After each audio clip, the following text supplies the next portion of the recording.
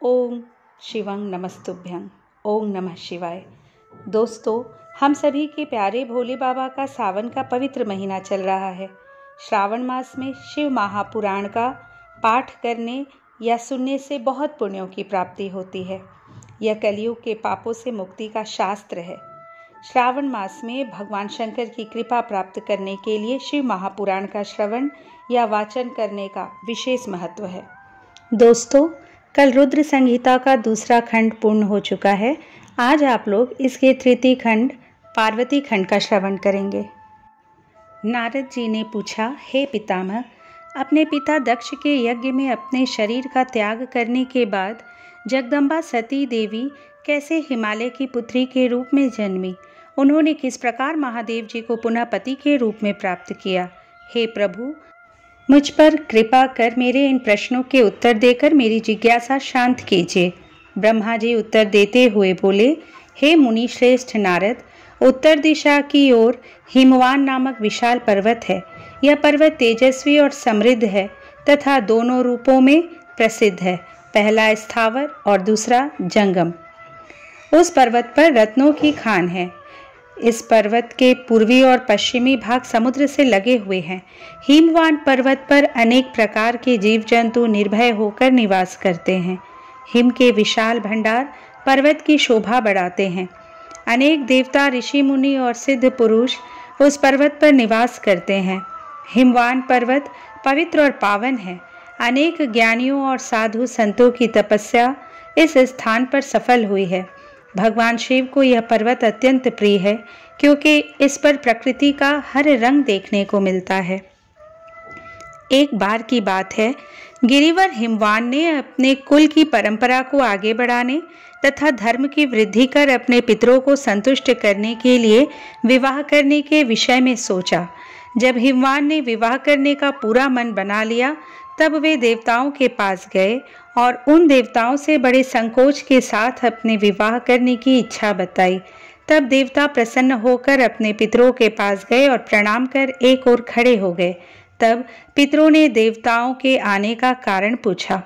इस पर देवताओं ने कहा, हे पितरों, आपकी सबसे बड़ी पुत्री मैना मंगल स्वरूपिणी है। आप मैना का विवाह गिरिराज हिमवान से कर दे। इस विवाह से सभी लोगों को लाभ होगा, सबका मंगल होगा तथा साथ ही हमारे कुल में जन्मी इस कन्याओं में से कम एक तो शाप मुक्त हो जाएगी। तब पितरों ने थोड़ा विचार करने के बाद इस विवाह की स्वीकृति प्रदान कर दी।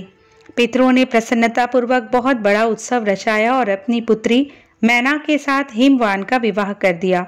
विवाह उत्सव में श्री हरि विष्णु सहित सभी देवी देवता सम्मिलित हुए थे। विवाह उपरांत सभी देवता प्रसन्नतापूर्वक अपने अपने लोक को चले गए। हिमवान भी मैना के साथ अपने लोक को प्रस्थान कर गए। नारद जी बोले, हे पितामह, अब आप मैना की उत्पत्ति के बारे में बताइए। साथ ही कन्याओं को दिए शाप के बारे में मुझे बताकर मेरी शंका का समाधान कीजिए।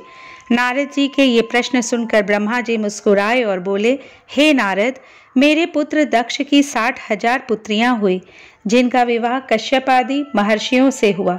उनमें स्वधा नाम वाली कन्या का विवाह पितरों के साथ हुआ था। उनकी 3 पुत्रियां हुई। वे बड़ी सौभाग्यशाली और साक्षात धर्म की मूर्ति थी।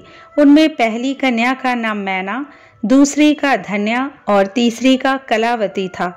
ये तीनों कन्याएं पितरों की मानस पुत्रियां थीं, अर्थात उनके मन से प्रकट हुई थी।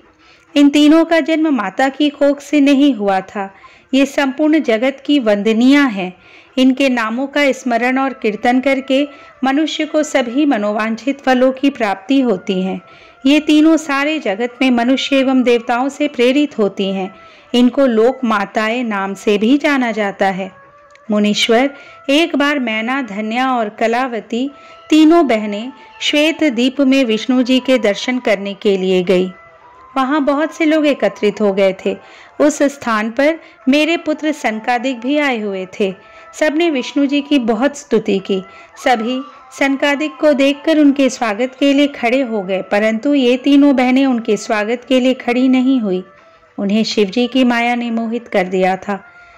तब इन बहनों के इस बुरे व्यवहार से वे क्रोधित हो गए और उन्होंने इन बहनों को शाप दे दिया। सनकादिक मुनि बोले कि तुम तीनों बहनों ने अभिमानवश खड़े होकर मेरा अभिवादन नहीं किया, इसलिए तुम सदैव स्वर्ग से दूर हो जाओगी और मनुष्य के रूप में ही पृथ्वी पर रहोगी। तुम तीनों मनुष्यों की ही स्त्रियां बनोगी।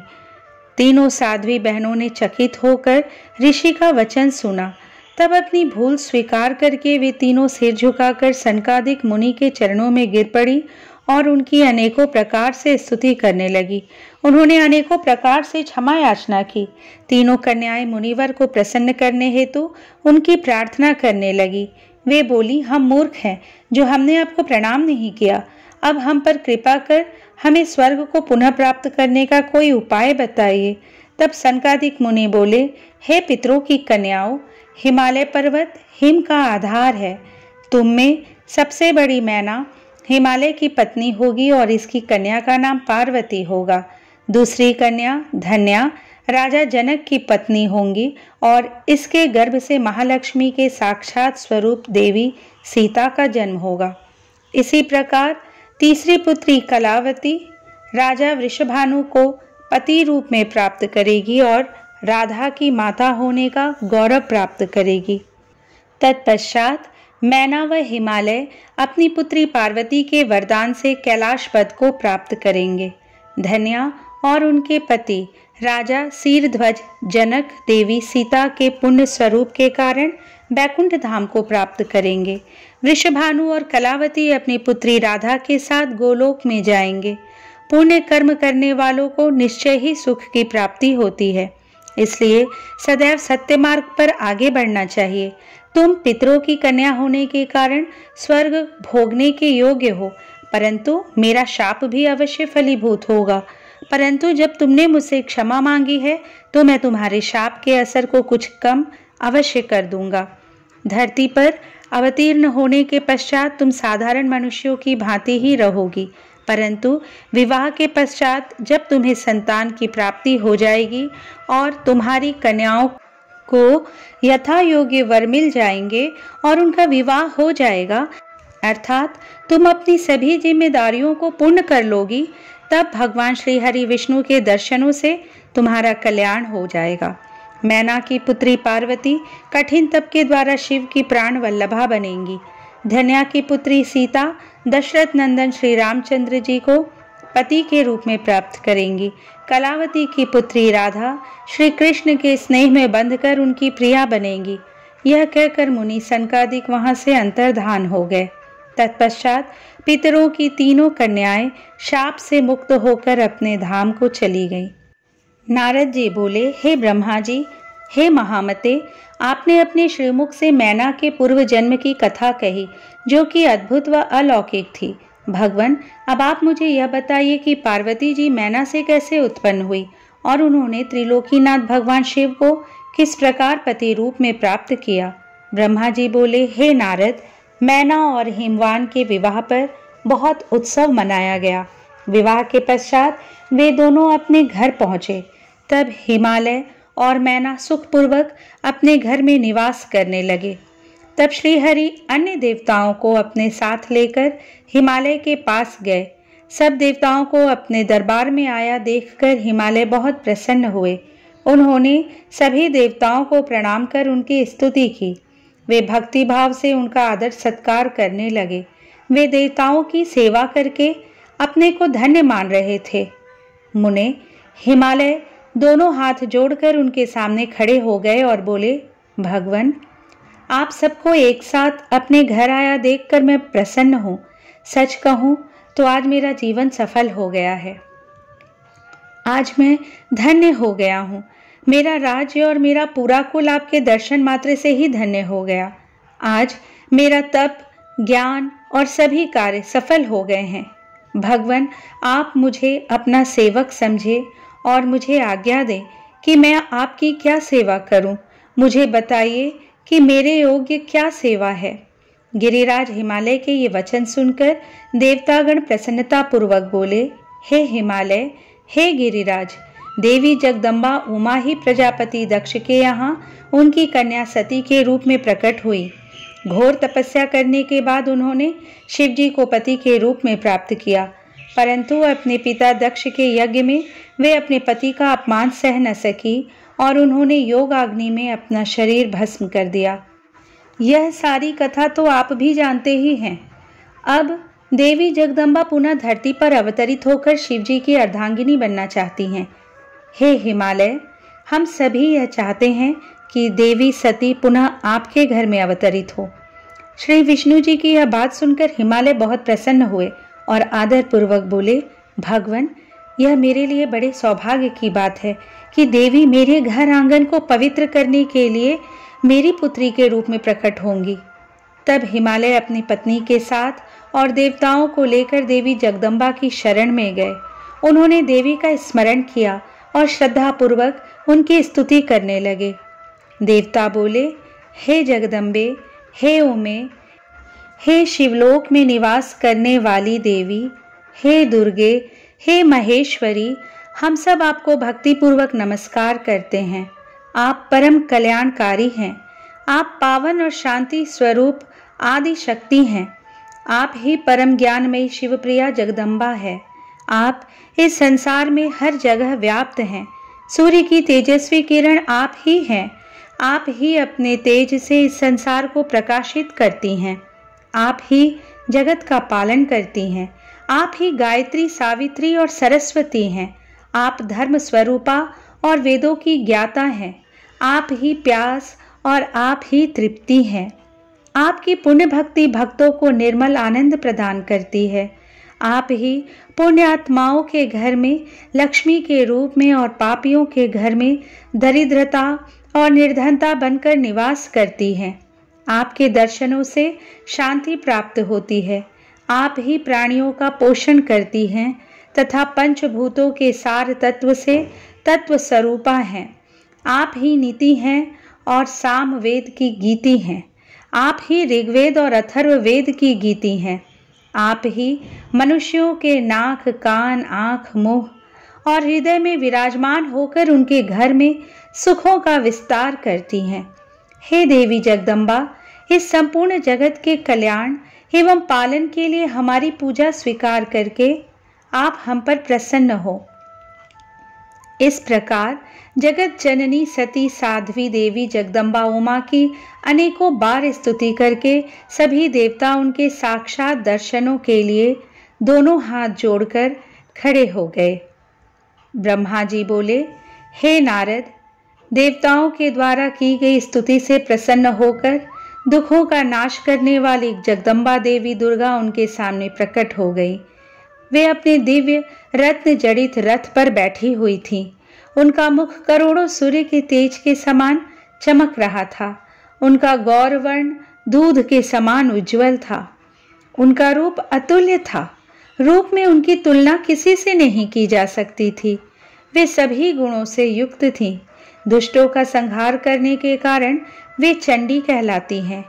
वे अपने भक्तों के सभी दुखों और पीड़ाओं का निवारण करती है। देवी जगदम्बा पूरे संसार की माता हैं। वे ही प्रलय काल में समस्त दुष्टों को उनके बंधु बांधवों सहित घोर निद्रा में सुला देती हैं। वही देवी उमा इस संसार का उद्धार करती हैं। उनके मुखमंडल का तेज अद्भुत है।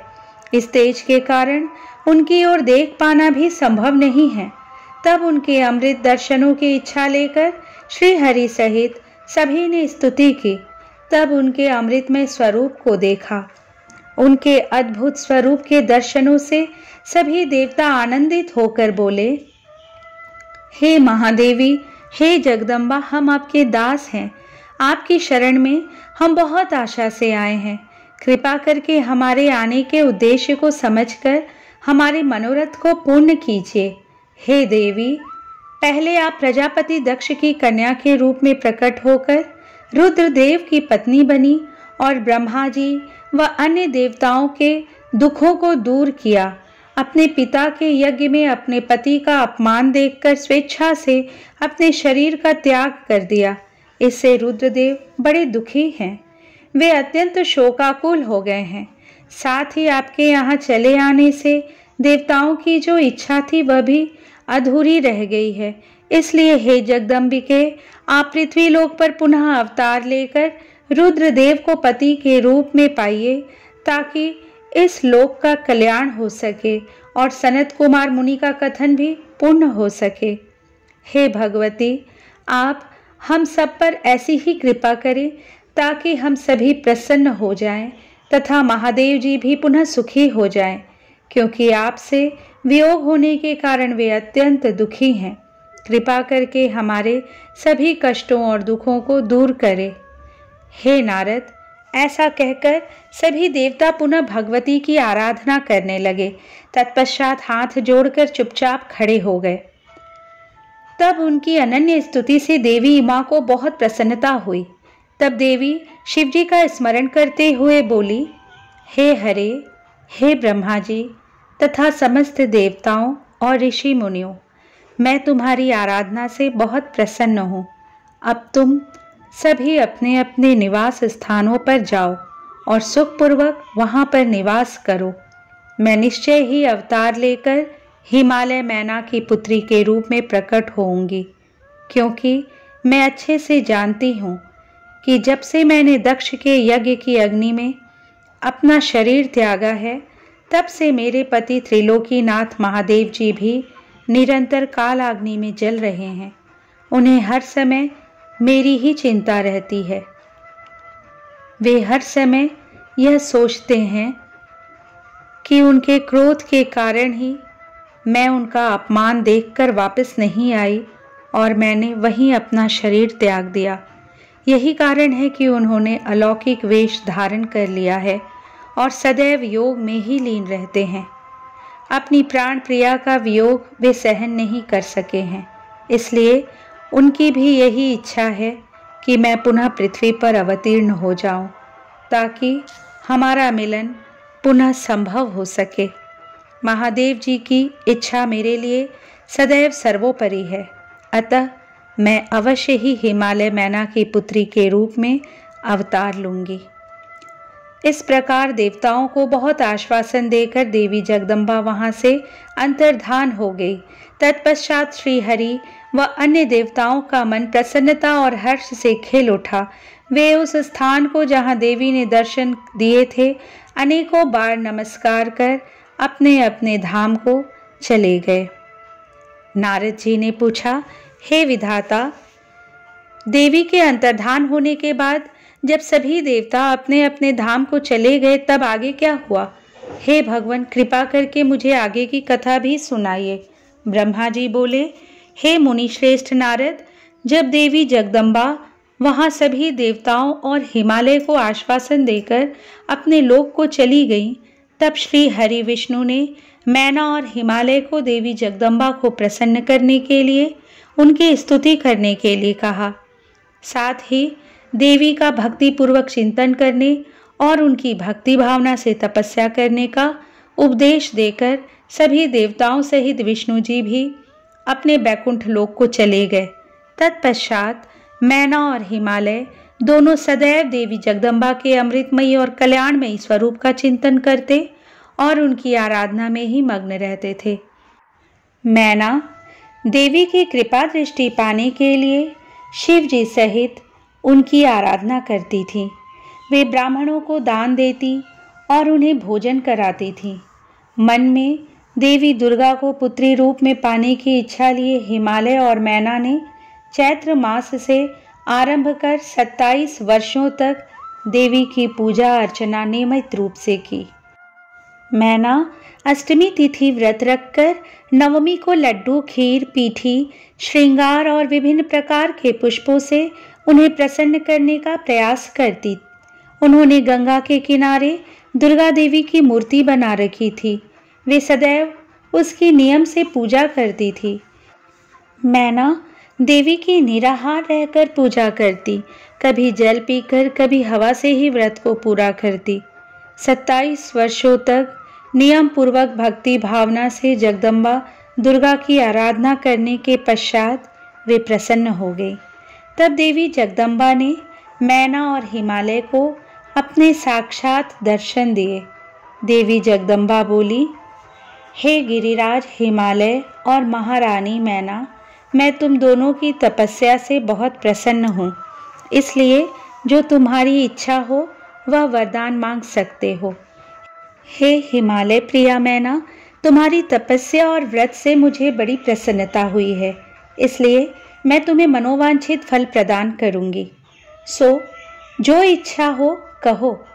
तब मैना देवी दुर्गा को भक्ति भावना से प्रणाम करके बोली, देवी जगदम्बिके, आपके प्रत्यक्ष दर्शन करके मैं धन्य हो गई। हे देवी, मैं आपके स्वरूप को प्रणाम करती हूँ। हे माते, हम पर प्रसन्न होइए। मैना के वचनों को सुनकर देवी दुर्गा को बहुत संतोष हुआ और उन्होंने मैना को गले से लगा लिया। देवी के गले लगते ही मैना को ज्ञान की प्राप्ति हो गई।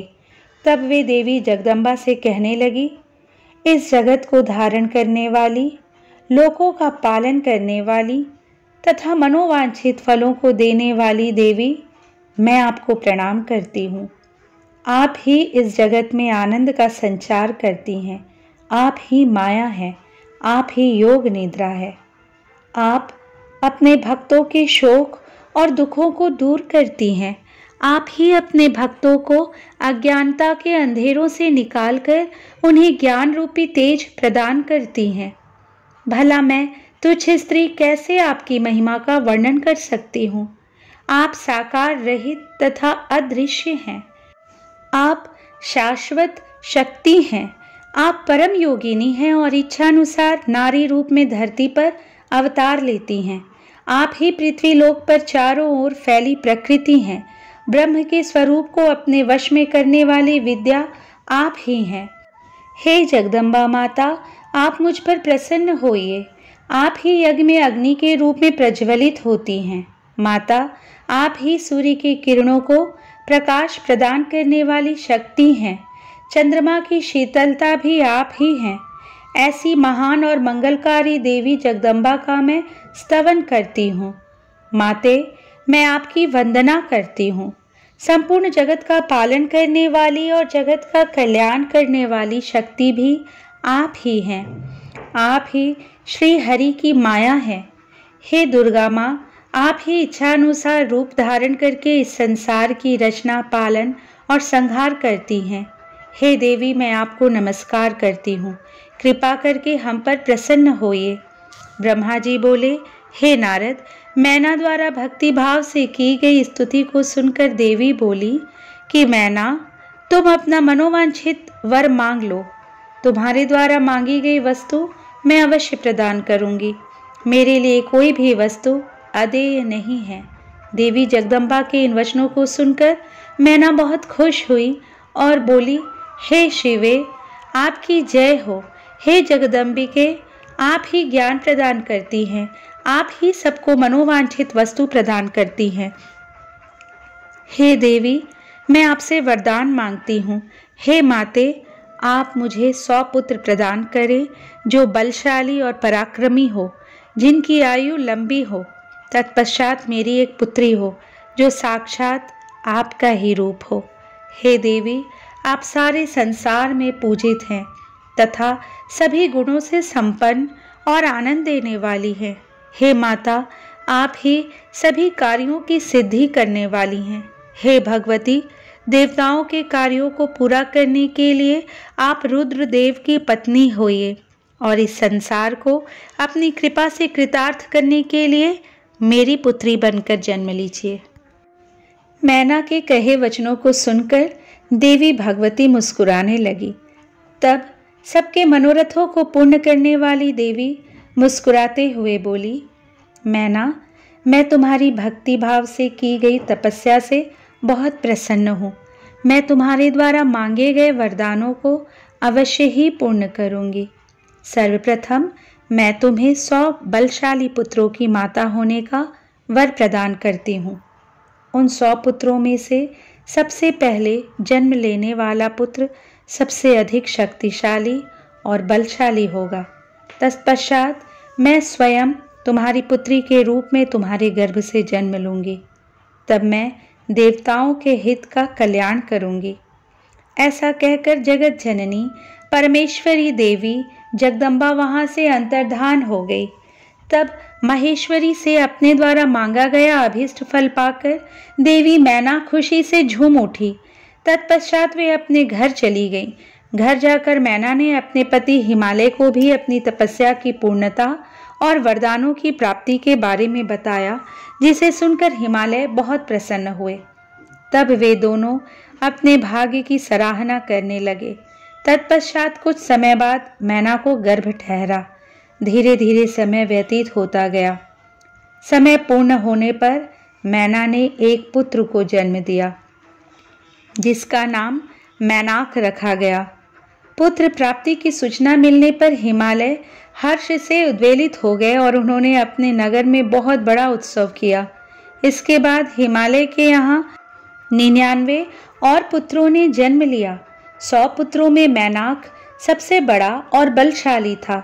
उसका विवाह नाग कन्याओं से हुआ। जब इंद्रदेव पर्वतों पर क्रोध करके उनके पंखों को काटने लगे तो मैनाक समुद्र की शरण में चला गया। उस समय पवन देव ने इस कार्य में मैनाक की सहायता की। वहां उसकी समुद्र से मित्रता हो गई। मैनाक पर्वत ही अपने बाद प्रकटे सभी पर्वतों में पर्वतराज कहलाता है। ब्रह्मा जी कहते हैं, हे नारद, तत्पश्चात हिमालय और मैना देवी भगवती और शिवजी के चिंतन में लीन रहने लगे। उसके बाद जगत की माता जगदम्बिका अपना कथन सत्य करने के लिए अपने पूर्ण अंशों द्वारा पर्वतराज हिमालय के हृदय में आकर विराजमान हुई। उस समय उनके शरीर में अद्भुत एवं सुंदर प्रभा उतर आई। वे तेज से प्रकाशित हो गए और आनंद मग्न हो देवी का ध्यान करने लगे। तब उत्तम समय में गिरिराज हिमालय ने अपनी प्रिया मैना के गर्भ में उस अंश को स्थापित कर दिया। मैना ने हिमालय के हृदय में विराजमान देवी के अंश से गर्भ धारण किया। देवी जगदम्बा के गर्भ में आने से मैना की शोभा व कांति निखर आई और वे तेज से संपन्न हो गई। तब उन्हें देखकर हिमालय बहुत प्रसन्न रहने लगे। जब देवताओं सहित श्रीहरि और मुझे इस बात का ज्ञान हुआ तो हमने देवी जगदम्बिका की बहुत स्तुति की और सभी अपने अपने धाम को चले गए। धीरे धीरे समय बीतता गया। 10 माह पूरे हो जाने के पश्चात देवी शिवा ने मैना के गर्भ से जन्म ले लिया। जन्म के पश्चात देवी शिवा ने मैना को अपने साक्षात रूप के दर्शन कराए। देवी के जन्म दिवस वाले दिन बसंत ऋतु के चैत्र माह की 9वीं तिथि थी। उस समय आधी रात को मृगशिरा नक्षत्र था। देवी के जन्म से सारे संसार में प्रसन्नता छा गई। मंद मंद हवा चलने लगी। सारा वातावरण सुगंधित हो गया। आकाश में बादल उमड़ आए और हल्की हल्की फुहारों के साथ पुष्प वर्षा होने लगी। तब माँ जगदम्बा के दर्शन हेतु विष्णु जी और मेरे सहित सभी देवी देवता गिरिराज हिमालय के घर पहुंचे। देवी के दर्शन कर सबने दिव्य रूपा महामाया मंगलमयी जगदम्बिका माता की स्तुति की। तत्पश्चात सभी देवता अपने अपने धाम को चले गए। स्वयं माता जगदम्बा को पुत्री रूप में पाकर हिमालय और मैना धन्य हो गए। वे अत्यंत आनंद का अनुभव करने लगे। देवी के दिव्य रूप के दर्शन से मैना को उत्तम ज्ञान की प्राप्ति हो गई। तब मैना देवी से बोली, हे जगदम्बा, हे शिवा, हे महेश्वरी, आपने मुझ पर बड़ी कृपा की जो अपने दिव्य स्वरूप के दर्शन मुझे दिए। हे माता, आप तो परम शक्ति हैं। आप तीनों लोकों की जननी हैं और देवताओं द्वारा आराध्य हैं। हे देवी, आप मेरी पुत्री रूप में आकर शिशु रूप धारण कर लीजिए। मैना की बात सुनकर देवी मुस्कुराते हुए बोली, मैना, तुमने मेरी बड़ी सेवा की है। तुम्हारी भक्ति भावना से प्रसन्न होकर ही मैंने तुम्हें वर मांगने के लिए कहा था और तुमने मुझे अपनी पुत्री बनाने का वर मांग लिया था। तब मैंने तथास्तु कहकर तुम्हें अभीष्ट फल प्रदान किया था। तत्पश्चात मैं अपने धाम चली गई थी। उस वरदान के अनुसार आज मैंने तुम्हारे गर्भ से जन्म ले लिया है। तुम्हारी इच्छा का सम्मान करते हुए मैंने तुम्हें अपने दिव्य रूप के दर्शन दिए अब आप दोनों दंपति मुझे अपनी पुत्री मानकर मेरा लालन पालन करो और मुझसे स्नेह रखो। मैं पृथ्वी पर अद्भुत लीलाएं करूंगी तथा देवताओं के कार्यों को पूरा करूंगी। बड़ी होकर मैं भगवान शिव को पति रूप में प्राप्त कर उनकी पत्नी बनकर इस जगत का उद्धार करूंगी। ऐसा कहकर जगत माता देवी जगदम्बा चुप हो गई। तब देखते ही देखते देवी भगवती नन्हे शिशु के रूप में परिवर्तित हो गई। ब्रह्मा जी बोले, हे मुनिश्रेष्ठ नारद, मैना के सामने जब देवी जगदम्बिका ने शिशु रूप धारण किया तो वे सामान्य बच्चे की भांति रोने लगी। उनका रोना सुनकर सभी स्त्रियां और पुरुष जो उस समय वहां उपस्थित थे प्रसन्न हो गए।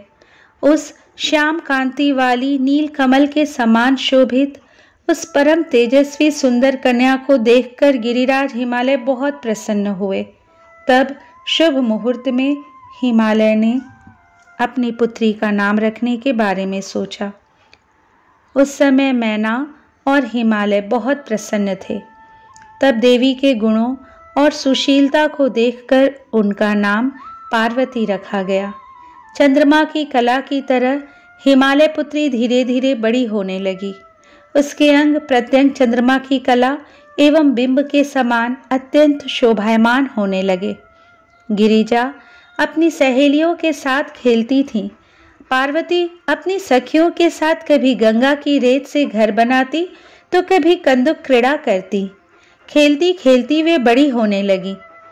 जब वे शिक्षा के योग्य हो गई तो आचार्यों ने उन्हें विभिन्न धर्मशास्त्रों का उपदेश देना प्रारंभ किया। उससे उन्हें अपने पूर्व जन्म की सभी बातें स्मरण हो आई। मुने, इस प्रकार मैंने शिवा की लीला का वर्णन तुमसे किया है। एक समय की बात है, तुम शिवलीला से प्रेरित होकर हिमालय के घर गए। हे नारद, तुम शिव तत्व के ज्ञाता हो और उनकी विभिन्न लीलाओं को समझते हो। तुम्हें आया हुआ देखकर हिमालय मैना ने तुम्हें प्रसन्नतापूर्वक नमस्कार किया तथा खूब आदर सत्कार किया। तत्पश्चात हिमालय ने अपनी पुत्री पार्वती को बुलाया और उससे तुम्हारे चरणों में प्रणाम कराया। फिर स्वयं भी बार बार नमस्कार करने लगे और बोले, हे मुनियों में श्रेष्ठ नारद, हे ब्रह्मा पुत्र नारद, आप परम ज्ञानी हैं। आप सदैव सबका उपकार करते हैं। आप भूत भविष्य और वर्तमान जानते हैं। आप परोपकारी और दयालु हैं। कृपया मेरी कन्या का भाग्य बताएं और मुझे यह भी बताएं कि मेरी बेटी किसकी सौभाग्यवती पत्नी होगी। नारद, हिमालय के ऐसे प्रश्न सुनकर तुमने पार्वती का हाथ देखा और उसके मुखमंडल को देखकर कहना शुरू किया, हे गिरिराज और मैना, आपकी यह पुत्री चंद्रमा की कला की तरह शोभित हो रही है। यह समस्त शुभ लक्षणों से युक्त है। इसका भाग्य बड़ा प्रबल है। यह अपने पति के लिए सुखदायिनी होगी, साथ ही अपने माता पिता के यश और कीर्ति को बढ़ाएगी। यह परम साध्वी और संसार की स्त्रियों में सर्वश्रेष्ठ होगी। इसका पति योगी, नग्न, निर्गुण, काम वासना से रहित, माता पिताहीन, अभिमान से रहित, पवित्र और साधु वेशधारी होगा। इस बात को सुनकर मैना और हिमालय दोनों दुखी हो गए। पार्वती देवी सोचने लगी कि मुनि नारद की बात हमेशा सत्य होती है। जो लक्षण नारद जी ने बताए हैं वे सभी तो शिव जी में विद्यमान हैं। भगवान शिव को अपना भावी पति मानकर पार्वती मन ही मन हर्ष से खिल उठी और शिव जी के चरणों का चिंतन करने लगी। तब हिमालय बड़े दुखी स्वर से बोले, हे नारद, अपनी पुत्री के भावी पति के विषय में जानकर मैं बहुत दुखी हूँ। आप कृपया मेरी पुत्री को बचाने का कोई मार्ग सुझाएं। गिरिराज हिमालय के ये वचन सुनकर, हे नारद, तुमने कहा, गिरिराज, मेरी कही बात सर्वथा सच होगी, क्योंकि हाथ की रेखाएं ब्रह्मा जी द्वारा लिखी जाती हैं और कभी भी झूठ नहीं हो सकती। इस रेखा का फल तो अवश्य मिलेगा, किंतु ऐसा होने पर भी पार्वती सुखपूर्वक रहे, इस हेतु पार्वती का विवाह भगवान शिव से कर दे। भगवान शिव में ये सभी गुण हैं। महादेव जी में ये अशुभ लक्षण भी शुभ हो जाते हैं। इसलिए गिरिराज, तुम बिना विचार किए अपनी कन्या का विवाह भगवान शिव से कर दो। वे सबके ईश्वर हैं तथा निर्विकार, सामर्थ्यवान और अविनाशी हैं। किंतु ऐसा होना इतना सरल नहीं है। पार्वती शिव विवाह तभी संभव हो सकता है जब किसी तरह भगवान शिव प्रसन्न हो जाए। भगवान शंकर को प्रसन्न करने और वश में करने का सबसे सरल और उत्तम साधन है, यदि आपकी पुत्री भगवान शिव की अनन्य भक्ति भाव से तपस्या करे तो सब ठीक हो जाएगा। पार्वती भगवान शिव को पति के रूप में प्राप्त करेंगी। वे सदैव भगवान शिव के अनुसार ही कार्य करेंगी, क्योंकि वे उत्तम व्रत का पालन करने वाली महासाध्वी हैं। वे अपने माता पिता के सुख को बढ़ाने वाली हैं। हे गिरिराज हिमालय, भगवान शिव और शिवा का प्रेम तो अलौकिक है। ऐसा प्रेम न तो किसी का हुआ है और ना ही होगा। भगवान शिव इनके अलावा और किसी स्त्री को अपनी पत्नी नहीं बनाएंगे। हिमालय, शिव शिवा को एकाकार होकर देवताओं की सिद्धि के लिए अनेक कार्य करने हैं। आपकी पुत्री को पत्नी रूप में प्राप्त करके ही भगवान अर्धनारीश्वर होंगे। आपकी पुत्री पार्वती भगवान शिव की तपस्या से उन्हें संतुष्ट कर उनकी अर्धांगिनी बन जाएंगी। मुनि नारद, तुम्हारे इन वचनों को सुनकर हिमालय बोले, हे मुनि श्रेष्ठ नारद, भगवान शिव सभी प्रकार की इच्छाओं का त्याग करके अपने मन को संयम में रखकर नित्य तपस्या करते हैं। उनका ध्यान सदैव परब्रह्म में लगा रहता है। भला वे अपने मन को कैसे योग से हटाकर मोह माया के बंधनों में फंसने हेतु विवाह करेंगे? जो भगवान शिव अविनाशी, प्रकृति से परे, निर्गुण, निराकार और दीपक की लौ की तरह प्रकाशित हैं और सदैव परब्रह्म के प्रकाश पुंज को तलाशते हैं, वे कैसे मेरी पुत्री से विवाह करने पर राजी होंगे? मेरी जानकारी के अनुसार भगवान शिव ने बहुत पहले अपनी पत्नी सती के सामने यह प्रतिज्ञा की थी कि वे उनके अलावा किसी और को पत्नी रूप में कभी भी स्वीकार नहीं करेंगे। अब जब सती ने अपने शरीर को त्याग दिया है तो वे किसी और स्त्री को कैसे ग्रहण करेंगे? यह सुनकर आपने कहा, गिरिराज, आपको इसकी चिंता नहीं करनी चाहिए। तुम्हारी कन्या ही पूर्व जन्म में दक्ष की पुत्री सती थी और शिव जी की प्राण प्रिया थी। अपने पिता दक्ष द्वारा अपने पति का अनादर देखकर लज्जित होकर सती ने योगाग्नि में अपने को भस्म कर दिया था। अब वही देवी जगदम्बा, जो पहले सती के रूप में अवतरित हुई थी, अब पार्वती के रूप में तुम्हारी पुत्री बनी है।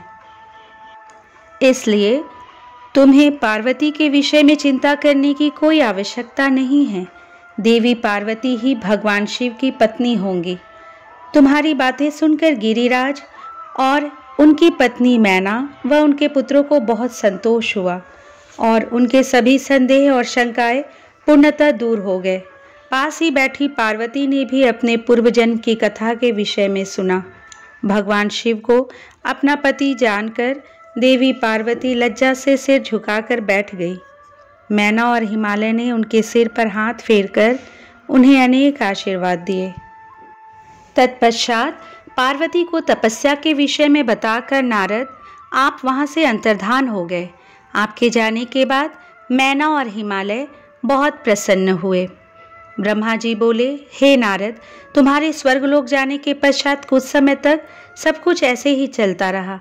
एक दिन मैना अपने पति हिमालय के पास गई और उन्हें प्रणाम कर उनसे कहने लगी, हे प्राणनाथ, उस दिन जब देवर्षि नारद हमारे यहाँ पधारे थे और पार्वती का हाथ देखकर उसके विषय में अनेक बातें बताए गए थे, तब मैंने उनकी बातों पर ध्यान दिया था। अब पार्वती बड़ी हो रही है। मेरी आपसे विनम्र प्रार्थना है कि आप उसके विवाह के लिए सुयोग्य व सुंदर वर की खोज शुरू कर दे, जिसके साथ हमारी पुत्री पार्वती सुख से अपना जीवन व्यतीत कर सके। वह शुभ लक्षणों वाला तथा कुलीन होना चाहिए, क्योंकि मुझे अपनी पुत्री अपने प्राणों से भी अधिक प्यारी है। मैं सिर्फ पुत्री का सुख चाहती हूँ। यह कहकर मैना की आंखों में आंसू आ गए और वे अपने पति के चरणों में गिर पड़ी। तत्पश्चात हिमालय ने अपनी पत्नी मैना को प्रेम पूर्वक उठाया और उन्हें समझाने लगे। वे बोले, हे देवी, तुम व्यर्थ की चिंता त्याग दो। मुनि नारद की बात कभी झूठ नहीं हो सकती। यदि तुम पार्वती को सुखी देखना चाहती हो तो उसे भगवान शिव की तपस्या के लिए प्रेरित करो। यदि शिवजी प्रसन्न हो गए तो वे स्वयं ही पार्वती का पाणी ग्रहण कर लेंगे। तब सब कुछ शुभ ही होगा। सभी अनिष्ट और अशुभ लक्षणों का नाश होगा। भगवान शंकर सदा मंगलकारी हैं, इसलिए तुम पार्वती को शिवजी की कृपा दृष्टि प्राप्त करने के लिए तपस्या करने की शिक्षा दो। हिमालय की बात सुनकर मैना प्रसन्नता पूर्वक अपनी पुत्री पार्वती को तपस्या के लिए कहने उनके पास चली गई। ब्रह्मा जी बोले, हे मुनि श्रेष्ठ नारद, जब मैना पार्वती के पास पहुंची तो उन्हें देखकर सोचने लगी कि मेरी पुत्री तो कोमल और नाजुक है। यह सदैव राज सी ठाट बाट में रही है। दुख और कष्टों को सहना तो दूर की बात है, इनके बारे में भी यह सर्वथा अनजान है। पार्वती को उन्होंने बड़े ही लाड़ और प्यार से पाला है। तब कैसे मैं अपनी प्रिय पुत्री को कठोर तपस्या करने के लिए प्रेरित कर सकती हूँ? यही सब सोचकर मैना अपनी पुत्री से तपस्या के लिए कुछ नहीं बोल सकी। तब अपनी माता के चिंतित चेहरे को देखकर साक्षात जगदम्बा का अवतार धारण करने वाली देवी पार्वती यह जान गई कि उनकी माताजी क्या कहना चाहती हैं। तब सब कुछ जानने वाली देवी भगवती का साक्षात स्वरूप पार्वती बोली, हे माता, आप यहाँ कब आई? आप बैठिए। माता, पिछली रात्रि के ब्रह्म मुहूर्त में मैंने एक स्वप्न देखा है। उसके विषय में मैं आपको बताती हूँ। मेरे सपने में एक दयालु और तपस्वी ब्राह्मण आए। जब मैंने उन्हें हाथ जोड़कर नमस्कार किया तो वे मुस्कुराते हुए बोले कि तुम अवश्य ही भगवान शिव शंकर की प्राण वल्लभा बनोगी, इसलिए उन्हें प्रसन्न करने के लिए उनकी प्रेम पूर्वक तपस्या करो। यह सुनकर मैना ने अपनी पुत्री के सिर पर प्रेम से हाथ फेरा और अपने पति हिमालय को वहां बुलाया। हिमालय के आने पर मैना ने पार्वती के सपने के बारे में उनको बताया। तब उनके मुख से पुत्री के सपने के विषय में जानकर हिमालय बहुत प्रसन्न हुए। तब वे अपनी पत्नी से बोले, प्रिय मैना, मैंने भी पिछली रात को एक सपना देखा था। मैंने अपने सपने में एक बड़े उत्तम तपस्वी को देखा। वे नारद मुनि द्वारा बताए गए सभी लक्षणों से युक्त थे।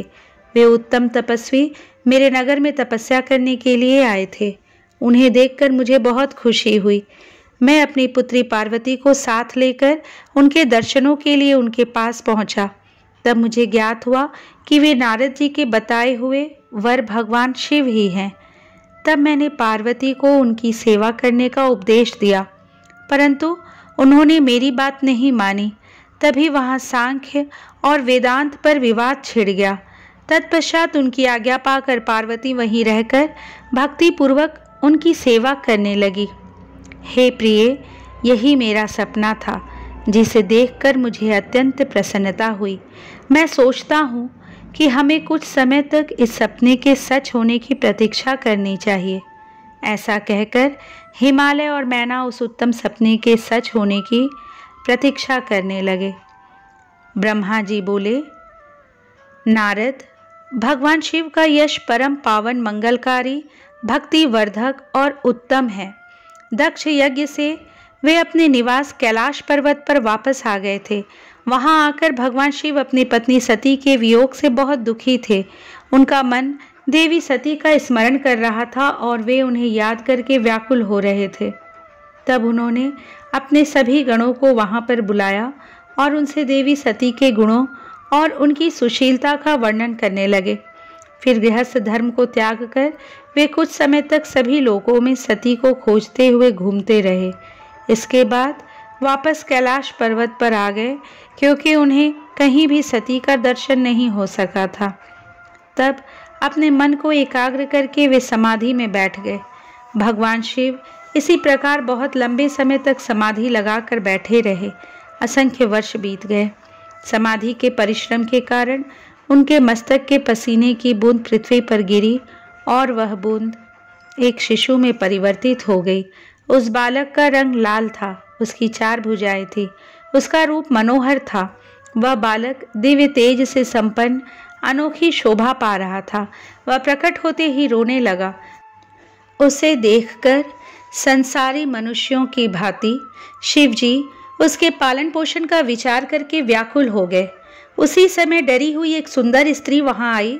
उसने उस बालक को अपनी गोद में उठा लिया और उसका मुख चूमने लगी। तब उन्होंने उसे दूध पिलाकर उस बालक को रोने को शांत किया। फिर वह उसे खिलाने लगी। वह स्त्री और कोई नहीं, स्वयं पृथ्वी माता थी। संसार की सृष्टि करने वाले, सब कुछ जानने वाले महादेव जी यह देखकर हंसने लगे। वह पृथ्वी को पहचान चुके थे। हे धरिणी, तुम इस पुत्र का प्रेम पूर्वक पालन करो। यह शिशु मेरे पसीने की बूंद से प्रकट हुआ है।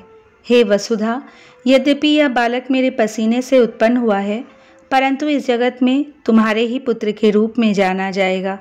यह परम गुणवान और भूमि देने वाला होगा। यह मुझे भी सुख देने वाला होगा।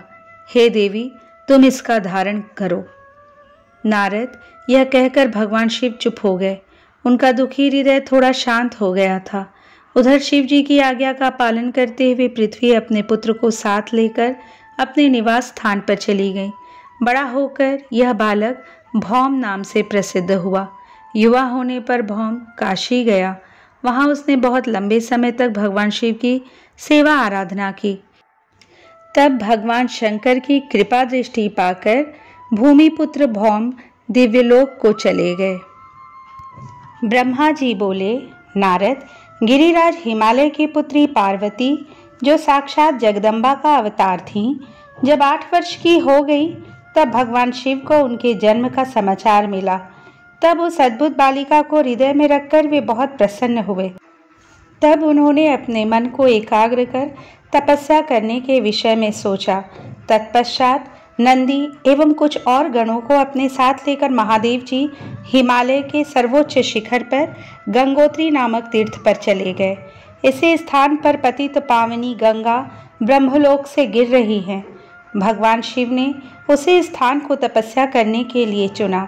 शिव जी अपने मन को एकाग्र चित्त कर आत्मभूत ज्ञानमयी नित्य ज्योतिर्मय चिदानंद स्वरूप परम ब्रह्म परमात्मा का चिंतन करने लगे।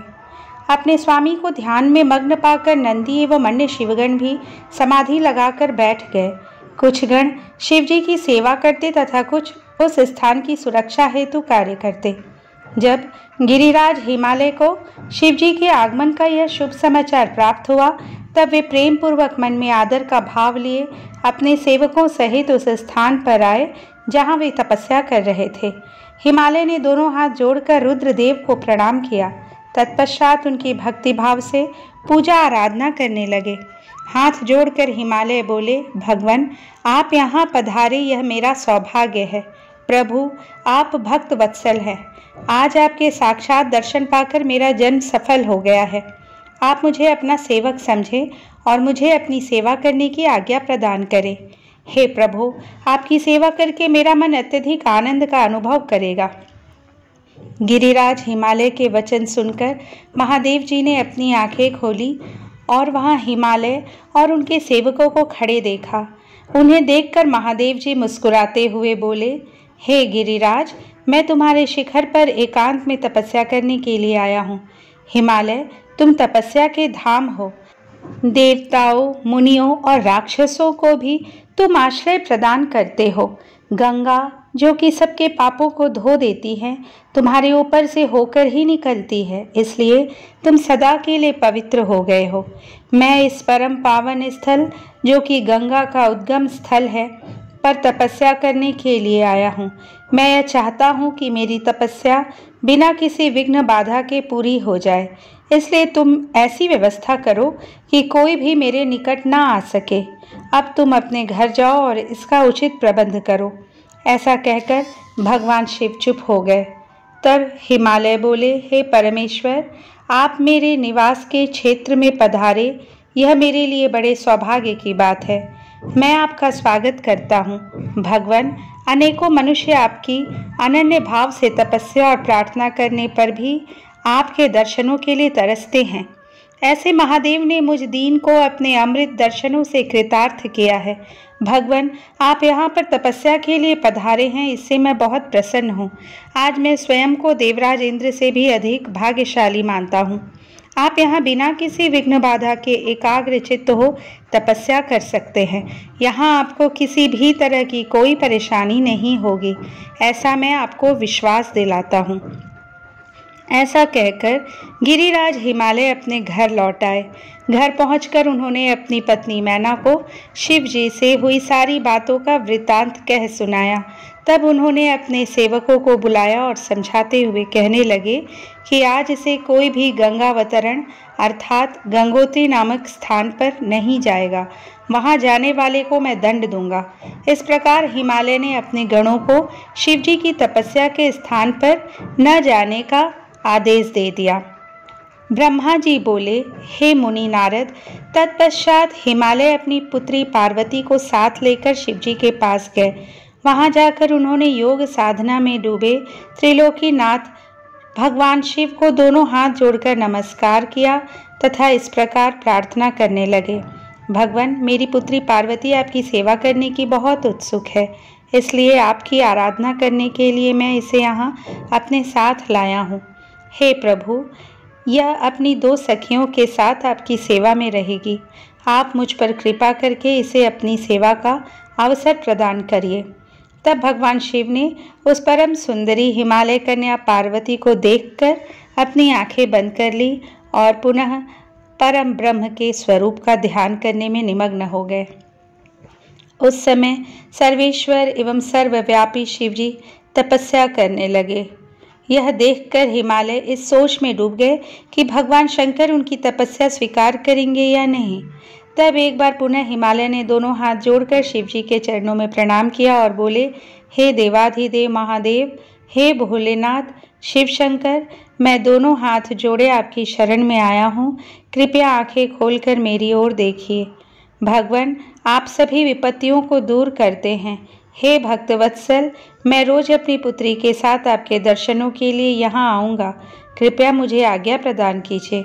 हिमालय के वचनों को सुनकर त्रिलोकीनाथ भगवान शिव ने अपने नेत्र खोल दिए और बोले, हे गिरिराज हिमालय, आप अपनी कन्या को घर पर ही छोड़कर मेरे दर्शनों को आ सकते हैं, नहीं तो आपको मेरा दर्शन भी नहीं होगा।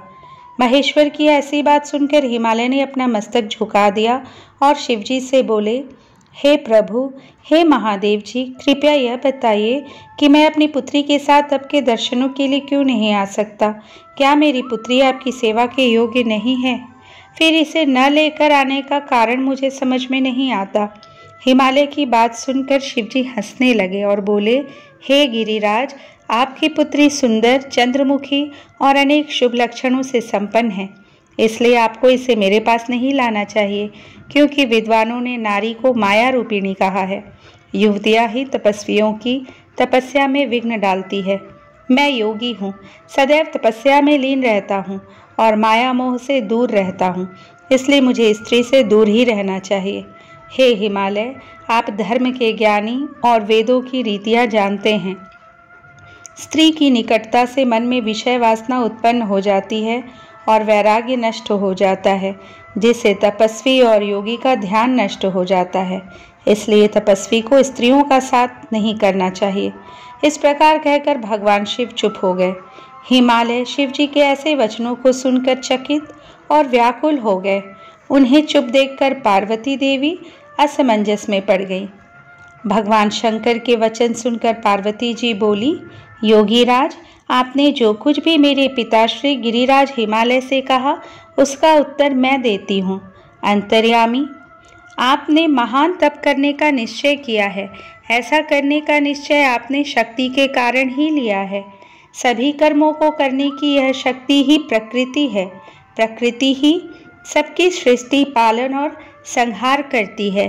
प्रभु, आप थोड़ा विचार करें, प्रकृति क्या है और आप कौन हैं?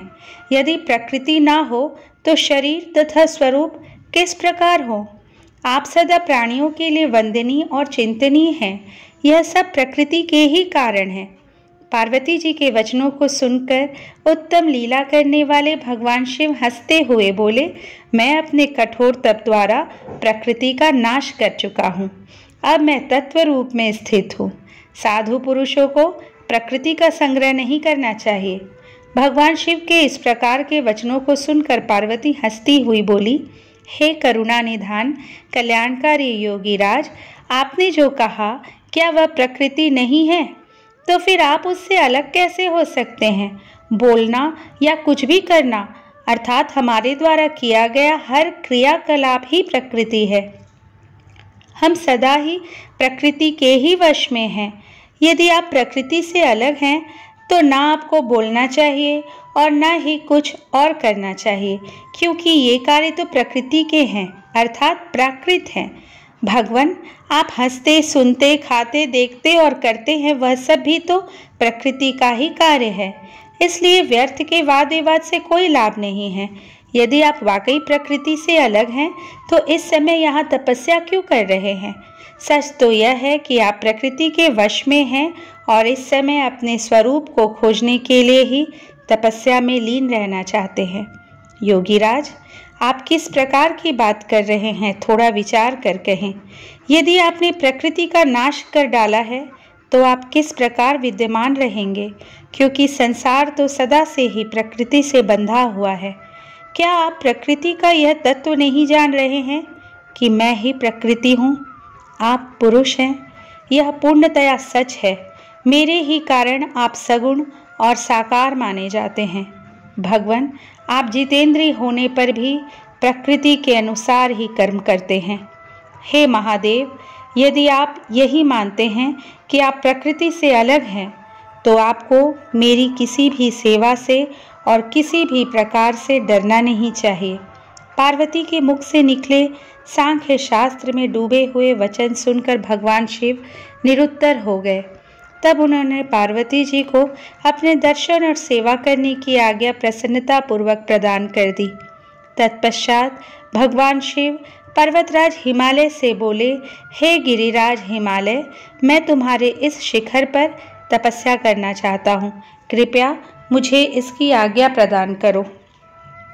देवाधिदेव भगवान शिव के इस वचनों को सुनकर गिरिराज हिमालय दोनों हाथ जोड़कर बोले, हे महादेव, यह पूरा संसार आपका ही है।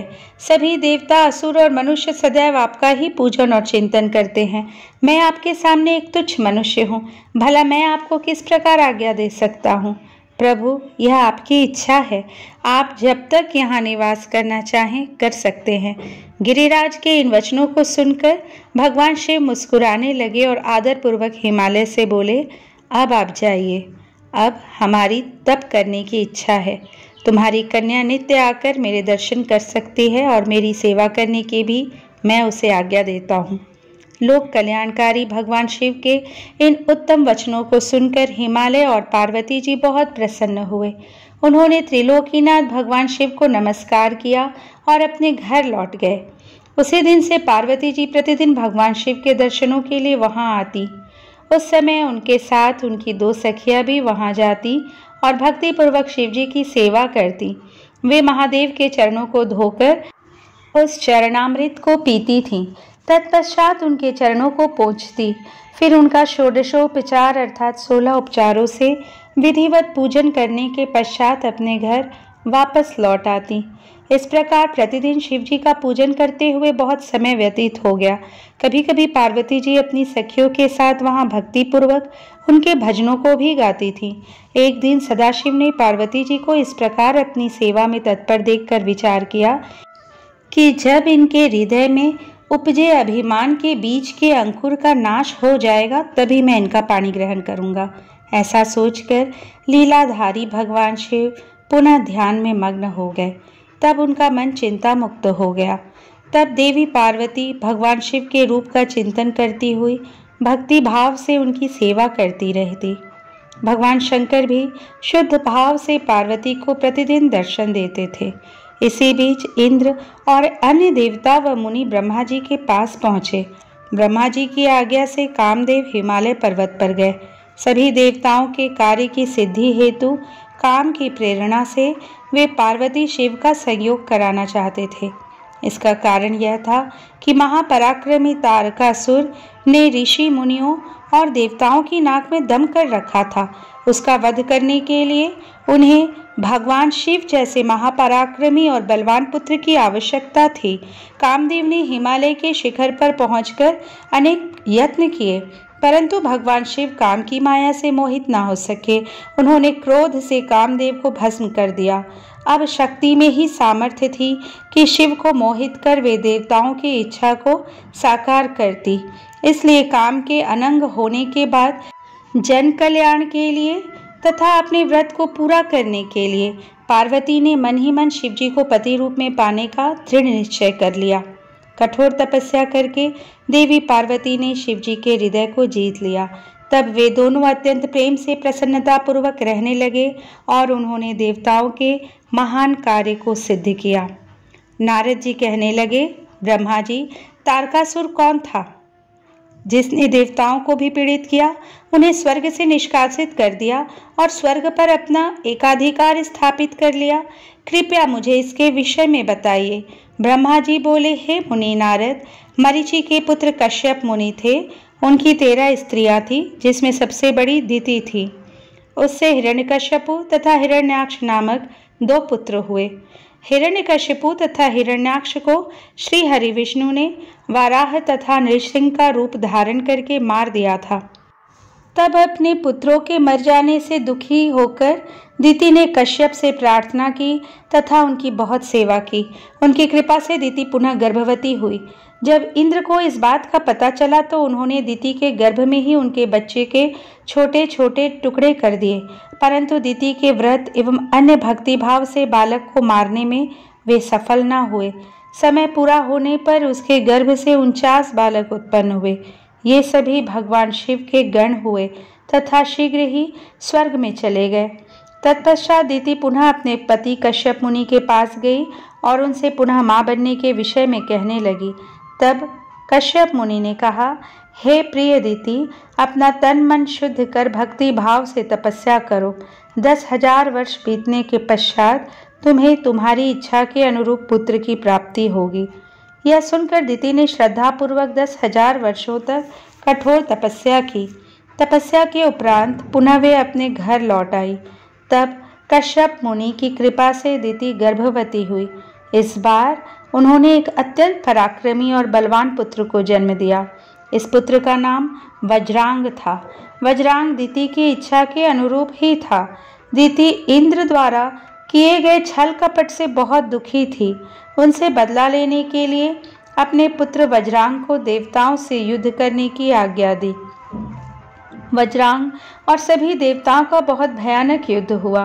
तत्पश्चात वीर और पराक्रमी वज्रांग ने अपनी माता के आशीर्वाद से सभी देवताओं को परास्त कर दिया और स्वर्ग का राज हथिया कर वहां का राजा बन गया।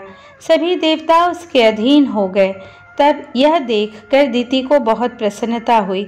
एक दिन कश्यप मुनि के साथ मैं स्वयं वज्रांग के पास गया।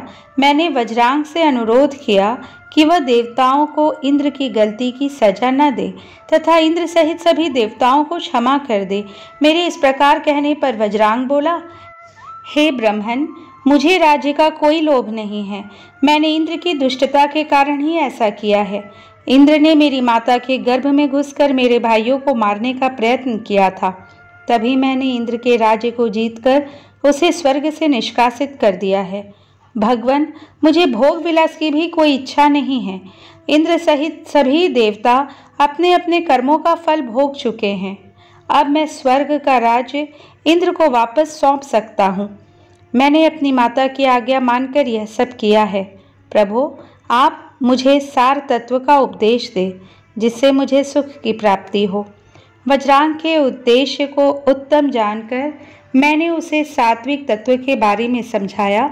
फिर मैंने एक सुंदर व गुणी स्त्री उत्पन्न की और उसका विवाह वज्रांग से करा दिया। वज्रांग ने अपने सभी बुरे विचारों को त्याग दिया, परंतु उसकी पत्नी के हृदय में बुरे विचारों का ही मानो साम्राज्य था।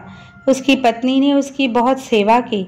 तब प्रसन्न होकर वज्रांग ने कहा, हे प्राण प्रिया, तुम क्या चाहती हो मुझे बताओ। मैं तुम्हारी इच्छाएं अवश्य पूरी करूँगा। यह सुनकर वह परम सुंदरी बोली, पतिदेव, यदि आप मेरी सेवा से प्रसन्न हैं तो कृपया मुझे इस त्रिलोकी को जीतने वाला महापराक्रमी और बलवान पुत्र प्रदान करिए, जो ऐसा बलवान हो कि समस्त देवता उससे भयभीत रहें। अपनी पत्नी के ऐसे वचन सुनकर वज्रांग सोच में डूब गया, क्योंकि वह स्वयं देवताओं से किसी प्रकार का कोई बैर नहीं रखता था, परंतु उसकी पत्नी देवताओं के साथ शत्रुता बढ़ाना चाहती थी। वज्रांग सोचने लगा कि यदि सिर्फ अपनी पत्नी की इच्छा को सर्वोपरि मानकर उसे पूरा कर दिया तो सारे संसार सहित देवता व मुनियों को दुख उठाना पड़ेगा, और यदि पत्नी की इच्छा को पूरा नहीं किया तो मैं नरक का भागी बनूंगा। तब इस धर्म संकट में पड़ने के बाद उसने अपनी पत्नी की अभिलाषा को पूरा किया। अपनी पत्नी के इच्छा अनुसार पुत्र प्राप्त करने हेतु वज्रांग ने बहुत वर्षों तक कठोर तपस्या की। मुझसे वर प्राप्त कर अत्यंत हर्षित होता हुआ वज्रांग अपनी पत्नी को पुत्र प्रदान करने हेतु अपने लोक में चला गया। ब्रह्मा जी बोले, हे मुनिश्रेष्ठ नारद, कुछ समय बाद वज्रांग की पत्नी गर्भवती हो गई। समय पूर्ण होने पर उसकी पत्नी ने एक पुत्र को जन्म दिया। वह बालक बहुत लंबा चौड़ा था, उसका शरीर बहुत अधिक विशाल था, वह अत्यंत शक्तिशाली और पराक्रमी था। उसके जन्म के समय सारे संसार में कोहराम मच गया, चारों ओर उपद्रव होने लगे। आकाश में भयानक बिजलियां चमकने लगी तथा चारों दिशाओं में भयंकर गर्जनाएं होने लगी। धरती पर भूकंप आ गया, पहाड़ कांपने लगे, नदी सरोवर का जल जोर जोर से उछलने लगा, चारों ओर आंधियां चलने लगी। सूर्य को राहु ने निगल लिया और चारों ओर अंधकार छा गया। उसके जन्म के समय के ऐसे अशुभ लक्षणों को देखते हुए कश्यप मुनि ने उसका नाम तारक रखा। तारक का जन्म हो जाने पर वज्रांग के घर पर ही उसका लालन पालन होने लगा। थोड़े ही समय में तारक का शरीर और बड़ा हो गया। वह पर्वत के समान विशाल और विकराल होता जा रहा था। कुछ समय पश्चात तारक ने अपनी माता और पिता वज्रांग से तपस्या करने की आज्ञा मांगी। तब उसके माता पिता ने प्रसन्नतापूर्वक उसको आज्ञा प्रदान कर दी। साथ ही उसकी माता ने उसे यह आदेश दिया कि वह देवताओं को अवश्य जीते और उन पर अपना आधिपत्य कर स्वर्ग पर अधिकार कर ले। अपनी माता की आज्ञा पाकर वज्रांग का पुत्र तारक तपस्या करने के लिए मधुवन चला गया। वहां तारक ने मुझे प्रसन्न करने के लिए कठोर तप करना आरंभ कर दिया। उसने अपने दोनों हाथों को सिर के ऊपर ऊंचा कर लिया और ऊपर की ओर देखने लगा तथा एक पैर पर खड़े होकर एकाग्र मन से 100 वर्ष तक तपस्या करता रहा। उस समय वह केवल जल और वायु से ही अपना जीवन यापन कर रहा था। तत्पश्चात उसने 100 वर्ष जल में, 100 वर्ष थल में, 100 वर्ष अग्नि में रहकर कठिन तप करके मुझे प्रसन्न करने का प्रयत्न किया। फिर 100 वर्ष पृथ्वी पर हथेली धारण करके 100 वर्ष वृक्ष की शाखा को पकड़कर तथा अनेकों प्रकार के दुख सह सह कर वह तप करता रहा। इस तपस्या के प्रभाव से उसके शरीर से तेज निकलने लगा, जिससे देवलोक जलने लगा। यह देखकर सभी देवता घबरा गए। फिर मैं स्वयं तारकासुर के पास वरदान देने के लिए गया। मैंने तारकासुर से कहा, तारक, मैं तुम्हारी इस दुस्सह तपस्या से बहुत प्रसन्न हूँ। तुमने इस प्रकार कठोर तप करके मुझे प्रसन्न किया है।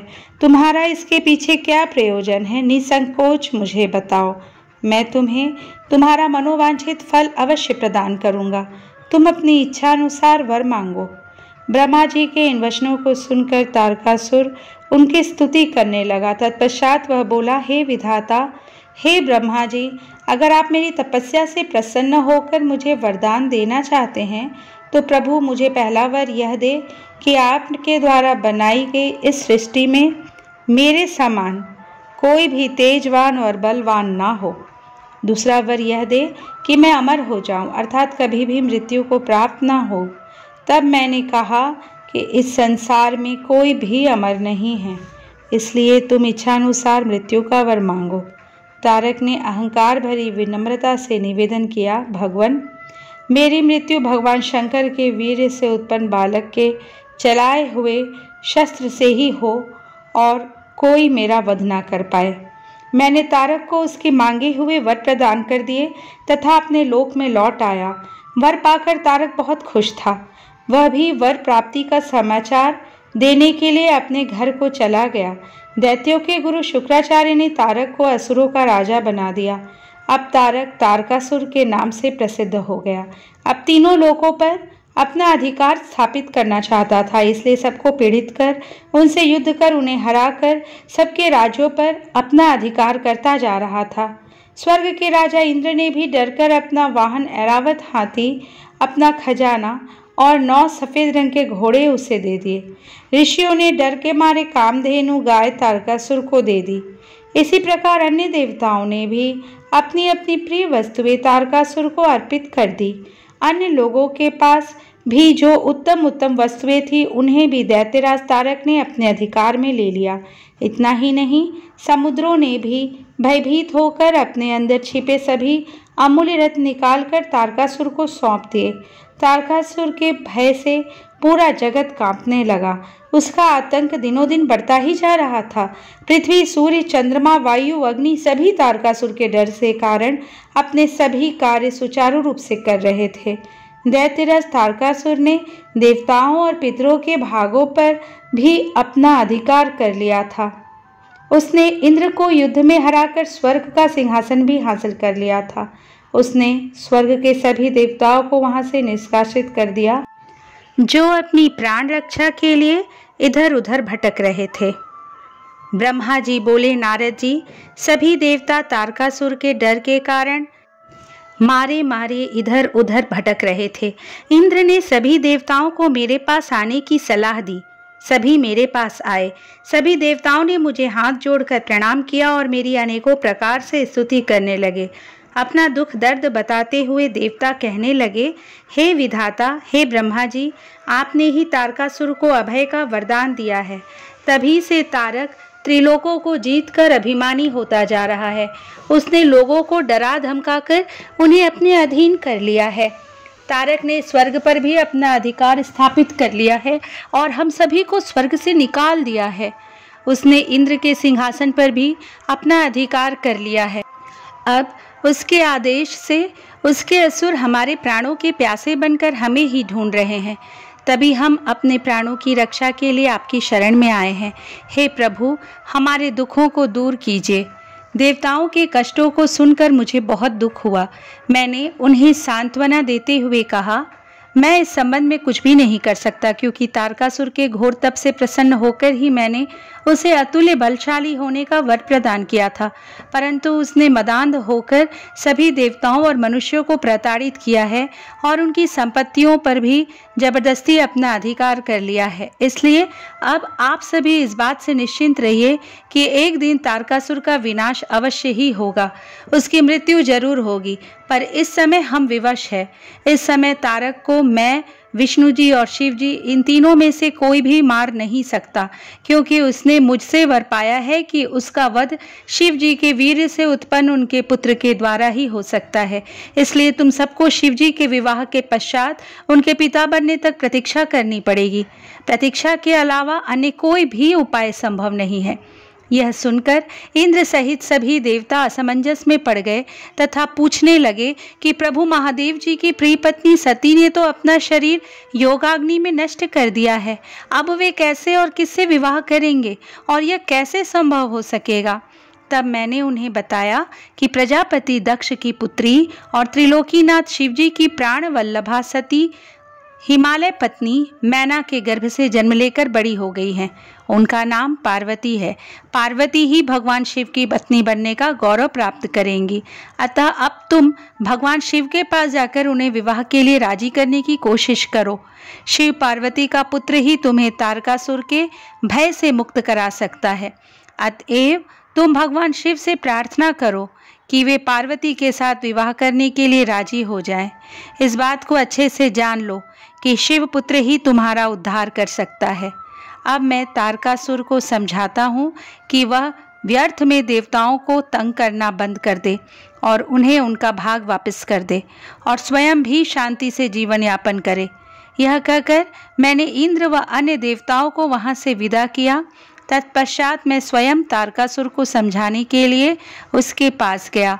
तारकासुर ने मुझे प्रणाम किया और मेरी स्तुति एवं वंदना करने लगा। मैंने तारकासुर से पूछा, हे पुत्र तारक, मैंने तुम्हारी भक्ति भाव से की गई तपस्या से प्रसन्न होकर तुम्हें मनोवांछित वर प्रदान किए थे। वे वरदान मैंने खुशी से तुम्हारी बेहतरी के लिए दिए थे, परंतु तुम उन वरदानों का गलत उपयोग कर रहे हो। वर प्राप्त करने के उपरांत तुम अपनी सीमाओं को भूल गए हो। अनावश्यक अभिमान के नशे में चूर होकर तुम्हें यह भी याद नहीं रहा कि देवता सर्वथा पूजनीय और वंदनीय होते हैं। तुमने उन्हें भी कष्ट पहुंचाया है, साथ ही उन्हें स्वर्ग से निकालकर बेघर कर दिया है। तुम्हारे सशस्त्र सैनिक अभी भी देवताओं को मारने के लिए ढूंढ रहे हैं। तारकासुर, स्वर्ग पर सिर्फ देवताओं का ही अधिकार है, वहां से उन्हें निकालने की तुम्हारी कैसे हिम्मत हुई? स्वर्ग का राज्य छोड़कर वापस पृथ्वी पर लौट जाओ और वहीं पर शासन करो, यह मेरी आज्ञा है। तारकासुर को यह आदेश देकर मैं वहां से लौट आया। तत्पश्चात तारकासुर ने मेरी बात का सम्मान करते हुए स्वर्ग का राज्य छोड़ दिया। वह पृथ्वी पर आकर शोणित नामक नगर पर शासन करने लगा। मेरी आज्ञा पाकर देवताओं सहित देवेंद्र स्वर्गलोक को चले गए और पूर्व की भांति पुनः स्वर्ग का शासन करने लगे।